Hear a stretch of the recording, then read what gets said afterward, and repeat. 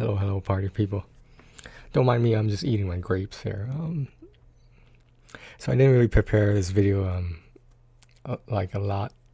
Well, maybe not a lot. Some of my videos, I just go with it. I think about it in advance, think about what I might want to say, etc. Okay. There's another video coming up where I sort of touch upon this as well. I've been watching a lot of short films on YouTube, and the majority of them, I don't want to say they play on your emotions, but they're emotional. Um, and there was one particular video I watched recently. It talked about long distance relationships.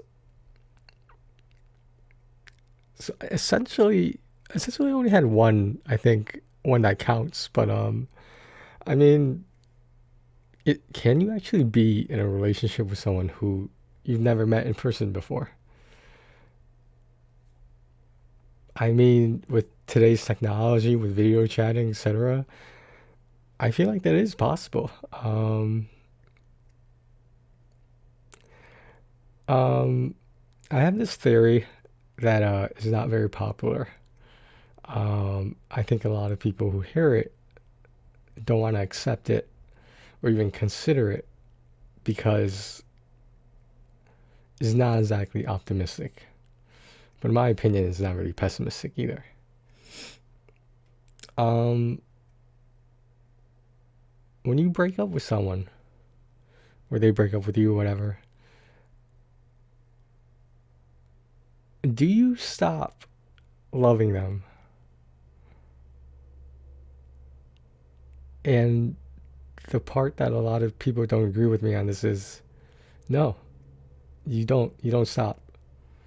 You force yourself to stop. You make yourself think it that doesn't matter anymore. You make yourself think that it's over. Let's move on. Um, my theory is that we convince ourselves that this person that you were with, they're they're not gonna be there anymore. And I don't know. I mean, I can see why people find it unpopular is because um, it's sort of encouraging people to stay in their past, to dwell on the past rather, and that's usually a bad thing. Um,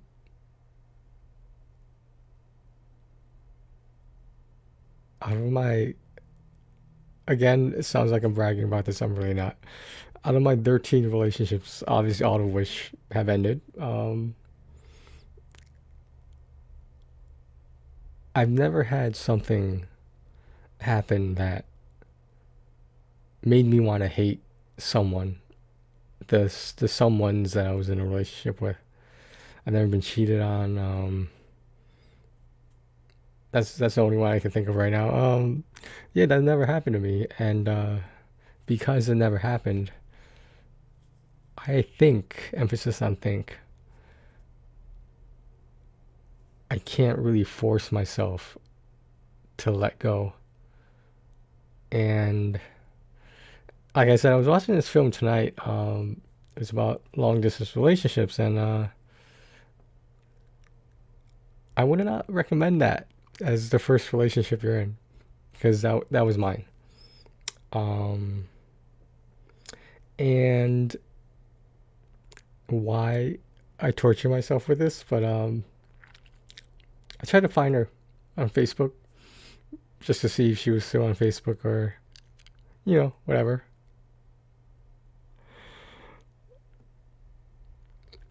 I sort of regret that because I saw a picture that I could have gone without seeing and been fine. Leave the sense of mystery there. Um, I think I found her picture. It's been a while, so over the years, people can change in appearance. Um, she was with someone in the picture, Now you're probably asking yourself, why does that matter? This was a long time ago. Honestly, this, if I did the math correctly, this was around 15 years ago, a decade and a half. Now, the fact that most people don't think about stuff like that in the past, relationships, former significant others, I think that's how they get through it. I'm not saying I'm special or different. I might be, I probably am, but I don't know. I just sometimes I just can't let go, and I'm not sure why that is. All I really know is that it is unhealthy. Um, can you imagine that though? Like, even if you haven't been in as many relationships as I have, how many times have you been in love? Or at least you thought it was love. And how is it in our culture, in American culture, that says that when those relationships end, that they're supposed to end permanently, along with your feelings, former feelings for that person? I just don't think it's as simple as that. Um, I think we convince ourselves that you never want to see that person again. You might get mad at them. Under certain circumstances, you might hate them. Like, let's say they, I don't know, like didn't get along with someone you knew, or made you forced to choose between a friendship, or again, if they cheated on you. Stuff like that never really happened to me. Fortunately, unfortunately speaking, of course.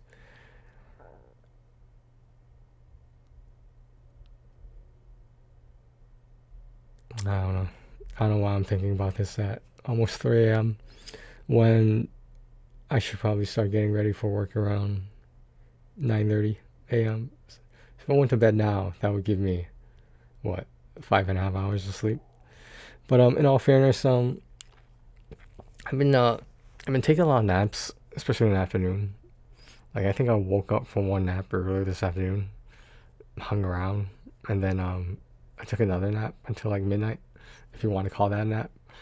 Um, the the mind wanders when there's idle time, and sometimes I think that's partially why there's certain people, they gotta stay busy. They gotta stay busy all the time. They gotta be doing something all the time. Now, I'm not saying they're doing that because they want to not think about negative stuff from the past. I'm not saying that's why they do it. But if it was me doing that, if I found something to occupy my time all the time, would I be doing that so I don't have to think about certain things? Sometimes. I'll admit it, sometimes.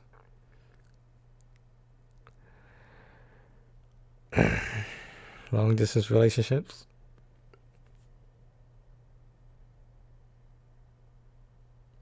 This is just very contemplative. I'm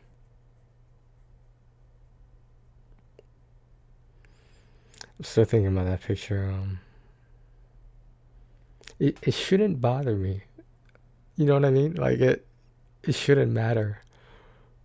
But for some reason, it matters to me. I mean, essentially, this is just a really big problem with not having a sense of closure when a relationship is over. Sometimes it just ends, and whether you agree upon it or not,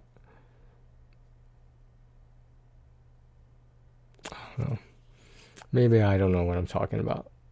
But yeah, there's a video coming up. I might take a day or two off, you know, just because I'm probably running out of ideas. But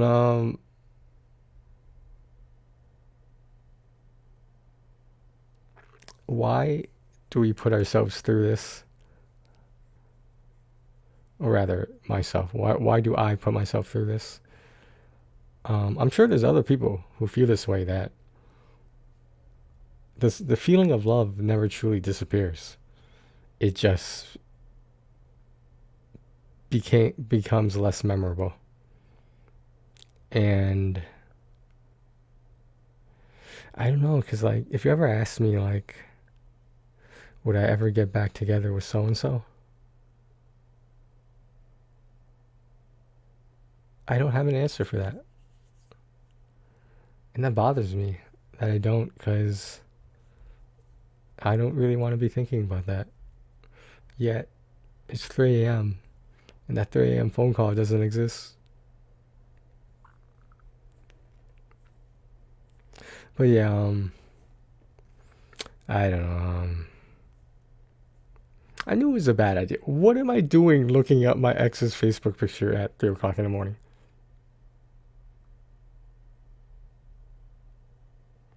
I recently found out significant other is abbreviated as SO.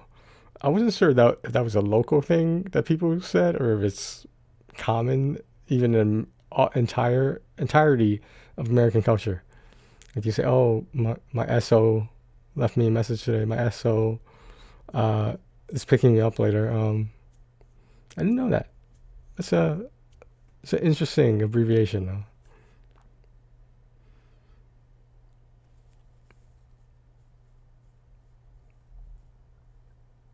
I don't know.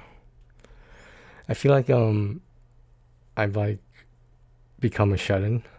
Like, not that that's a bad thing, but it is limiting.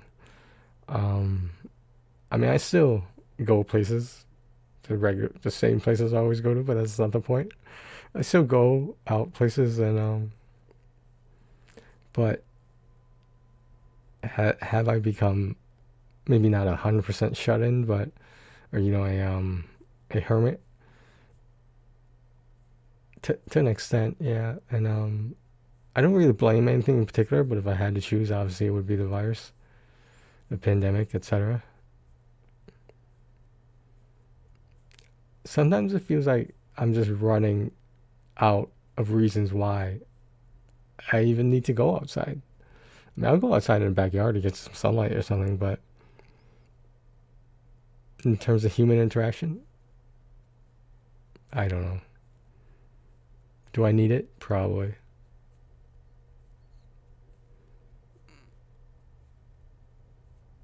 It's hard, man. I do not recommend a long distance relationship to be someone's first relationship. Uh, it's regardless of whether it's their first or not. Any long distance relationship is not something you can really prepare for. Um, I compare it to this, and the short film I just watched agrees with me. It is an eternity of waiting. You're waiting for them to text you back. You're waiting for them to call. You're waiting until the next time you agree upon seeing each other again. You're waiting the whole time. You It's always there. Whether it's the first thing on your mind or in the back of your mind, it's always there. You guys heard me say this before. The problem with long distance relationships is that you tend to idolize the other person. You're like, because you can't be near them, it builds up how much you look forward to seeing them next time. And that puts it on a scale higher than it might be. And the reason we do that is because we're trying to convince ourselves that it's worth it. We're trying to convince ourselves, oh, this time is going to be different. In my opinion, it's not. Um, a long distance relationship can only succeed if it's not long distance forever. The only problem with that is that when it doesn't become forever, someone needs to make a change. Maybe so and so, whether it's yourself or the other person, they don't want to live somewhere else, and maybe you don't want to live there. So what the fuck are you supposed to do?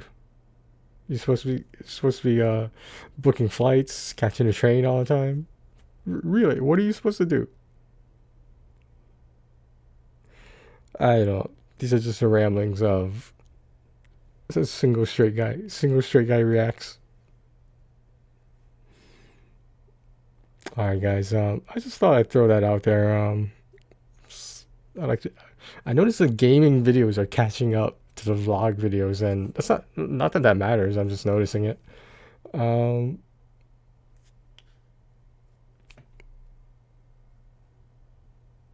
for those of you guys who haven't Googled it, um, my closing statement is take care of yourselves and each other.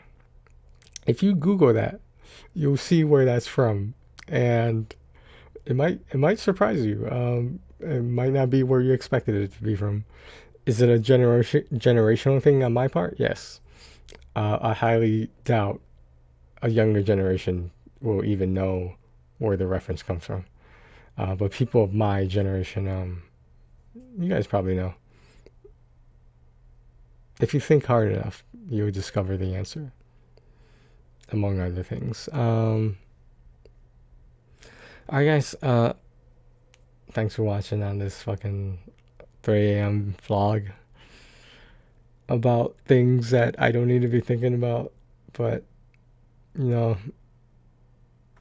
idle minds. Thanks for watching, guys. Take care of yourselves and each other.